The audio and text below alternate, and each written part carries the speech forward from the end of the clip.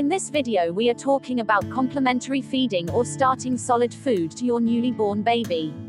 Sometimes you may not heard about the word complementary feeding, but you may have an idea how long you should breastfeed your baby and when to start solid food. Remember, you must feed your baby by breast milk for 6 months. After that you can start introducing other food to your baby. Let's see what is complementary feeding and things that you should know about that. What is actually complementary feeding? It is the process starting when breast milk alone is no longer sufficient to meet the nutritional requirements of infants, and therefore other foods and liquids are introduced along with breast milk. Let's see why is it important. Complementary feeding is important to meet the increasing nutritional needs of the growing children that cannot be met by breast milk alone, to train the children to eat foods with different tastes and consistency and teach them to munch food, thereby getting them accustomed to eat family foods by 1 year, and train children to eat on their own by stimulating their feeding skills appropriate to their development. Complementary foods start when the child can no longer get adequate energy and nutrients from the breast milk alone. For the most children this is 6 months of age. Especially this is need to fill the gap between the total nutritional requirements of the child and the amounts provided by breast milk. Also, this is the age when nerves and muscles in the mouth develop sufficiently to let the baby to munch, bite and chew, and digestive system mature enough to digest a range of foods.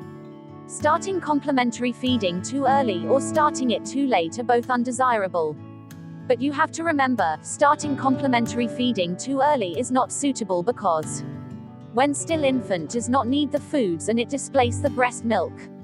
Given foods instead to breast milk is always watery porridges or soups, and these foods fill the stomach with less nutrients than breast milk.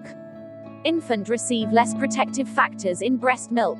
That causes for the high risk of illnesses. Risk of diarrhea. Starting complementary feeding too late is also not desirable because growth of infant may slow, increase the risk of malnutrition and micronutrient deficiencies such as anemia, zinc and vitamin B deficiencies. Child become older, the quantity of food needed increases, and if the gap is not filled, child's growing can be slow and child may face lot of consequences. For an example, if iron gap is filled by proper complementary feeding, the child will become anemic. When considering foods that include complementary feeding, it is essential to include iron-rich foods in the daily diet such as fish, sprats, poultry, meat and liver.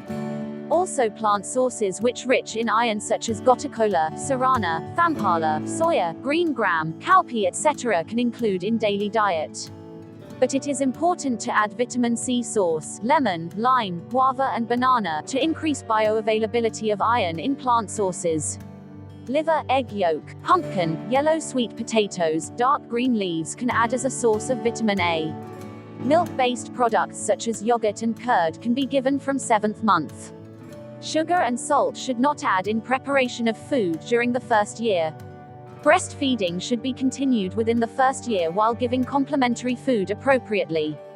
Complementary foods offered to children when they are hungry and breast milk given afterwards. Also, complementary foods should be introduced in the thick form from the very beginning. Iron, calcium, vitamin A and protein are important during this period, and to ensure these needs are met, it is important to feed a variety of food to the child.